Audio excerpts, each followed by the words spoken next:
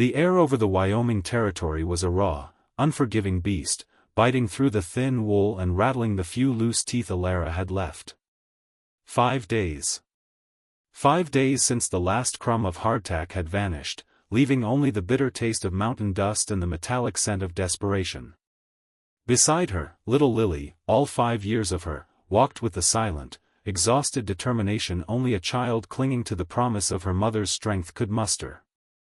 Elara clutched the small, stained bundle that held their last worldly possessions, a silver locket, a worn leather Bible, and a tin soldier. They had walked south from their ruined homestead, praying for a sign, a light, a chimney smoke that wasn't a phantom of the cold.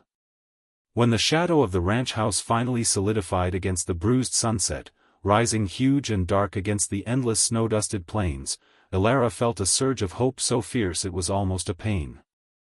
This was the Broken Arrow Ranch, infamous for its isolation and its owner, Caleb Thorne, a man known more for his silence and his sharp judgment than for charity. He was a creature of the solitude he enforced, the kind of man who'd shoot first and ask questions only if the corpse looked interesting. As they stumbled across the icy yard, the only sound was the howling wind and Lily's faint, dry cough. The back door, heavy oak bound with iron, opened before Elara could knock. Caleb Thorne filled the frame. He was a fortress of a man, wide-shouldered, draped in sheepskin and denim, his eyes the color of glacier ice, assessing everything in a single, unblinking moment. A smoking pipe was clenched between his teeth, and the warmth spilling from the doorway was thick with the scent of burning cedar and pipe tobacco. He didn't speak, he didn't move. He simply waited.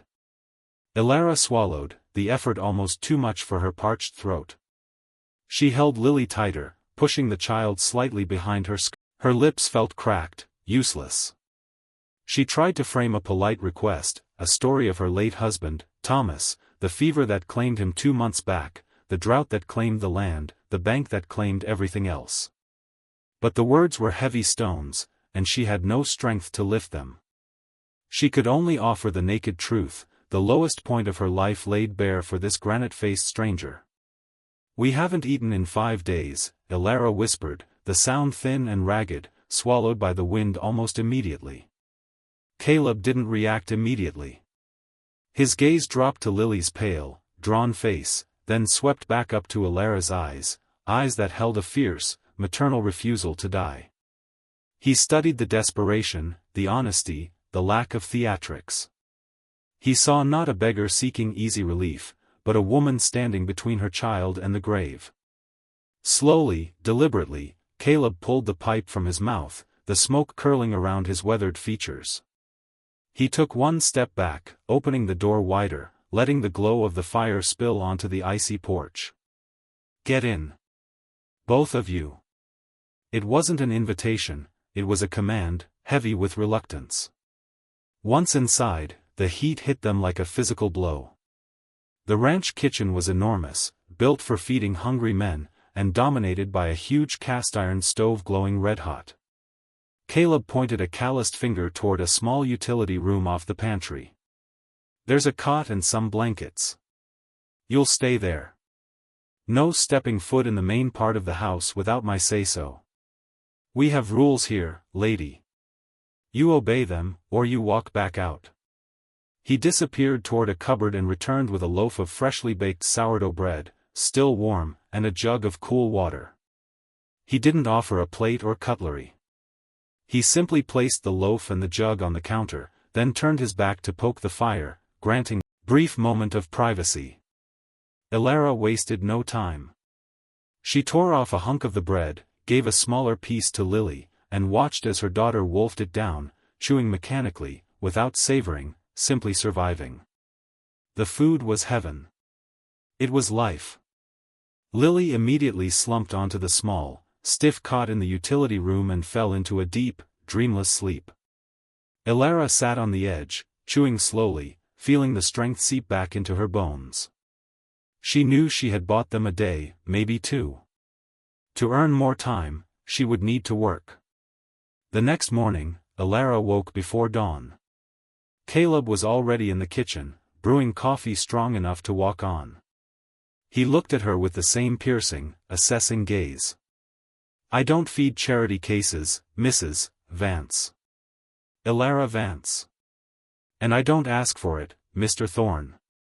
I can work. I can cook, clean, mend. I know livestock. Tell me what needs doing." He grunted, a sound that could have meant agreement or contempt. "You're too slight for ranch work. Too soft. The bunkhouse needs cleaning. The men will be back from the south pasture in a week. They'll expect clean beds and a hot stove." It was backbreaking work, scrubbing the dirt and grease of a half-dozen single men from the floors and walls. But Elara worked with quiet ferocity, scrubbing away not just the grime but the paralyzing shame of their destitution. Lily stayed close, coloring quietly in a corner with charcoal Elara had salvaged from the fireplace. Caleb watched her. He watched the way she worked, never complaining, never stealing, always efficient. He watched the way she cared for Lily, the soft, patient tone she used. Slowly, the walls he had built around himself since the war began to crack, not under assault, but under the persistent warmth of an honest woman's effort. One afternoon, he found her in the barn, silently bandaging the leg of a lame draft horse. She was murmuring soothing words to the massive animal, her hand surprisingly skilled and gentle. "Where did you learn that?" he asked, startling her. "Thomas, my husband, he was a farrier. And a kind man," she replied simply, not looking up. "Fever took him in September. The rains didn't come. The crops failed. The local bank didn't care much for a widow with a child." She offered the simple facts of her ruin without a shred of self-pity. That night, Caleb moved her and Lily into a small, dust-covered spare bedroom in the main house. The move was unspoken, a quiet acknowledgement of trust earned. Life on the Broken Arrow found a strange rhythm. Elara cooked hearty meals, mended torn saddle blankets, and brought warmth and light into the dark, masculine corners of the ranch. Lily, completely unafraid of the big, silent man, would draw him stick figures and ask him about his horses, forcing grunts and sometimes even short, gruff answers out of him. The peace was shattered a week before Christmas. A trio of rustlers, men Caleb had run off his land months ago, returned under the cover of a freezing fog, intending to steal his prize breeding stock. Caleb, along with his 2 ranch hands, rode out to meet the threat, leaving Elara and Lily alone in the house. As the sound of distant, echoing gunfire reached the ranch, Elara didn't panic. She secured the doors, banked the fires, and, grabbing Caleb's old, heavy Winchester rifle, stood watch at the front window. Hours later, Caleb returned, not on his horse, but being carried by one of his hands. He was bleeding heavily from a wound in his shoulder. The rustlers were gone, driven off, but the rancher was in danger. Elara, without a word, took charge. She boiled water, sterilized a needle over the stove's heat, and, ignoring Caleb's stoic, white-knuckled silence, cleaned and stitched the deep gash. As she worked, close enough to smell the smoke and sweat on him, she felt a profound connection, not of romance, but of shared necessity and mutual respect. She was saving his life, he had saved hers. Later, as the fever set in, Caleb mumbled in a delirium, revealing fragments of his own haunted past, a younger brother lost in a cattle drive gone wrong, a terrible sense of isolation, the crushing weight of responsibility for the ranch. Elara sat beside him, bathing his forehead, holding his calloused hand, listening to the secrets the fever stole from him. The blizzard hit 3 days after Caleb was out of danger, a white wall that buried the ranch under feet of snow, cutting them off entirely. They were safe, warm, and together, but the isolation was absolute. One evening, after the lamps were lit and Lily was asleep, Elara sat across the kitchen table from Caleb, patching a tear in his sheepskin coat. He looked at her, his glacier eyes no longer assessing, but simply seeing. "Elara," he began, his voice rougher than usual. "The men will be back in the spring, but they won't be staying. They'll ride on. The land is unforgiving for a woman alone, even one as capable as you. You know how the territory is. A widow with a child, it invites trouble. Paperwork. Scavengers. Claim jumpers. He paused, placing his large, heavy hands on the table. The silence stretched, filled only by the crackle of the fire. I need help here, more than just cooking. I need a legitimate partner. Someone to share the title, someone whose loyalty I don't have to question. He looked directly at her, his proposal stark and devoid of poetry, a simple business contract built on mutual survival. I'm not asking for love, Elara. I'm offering protection. A home for Lily.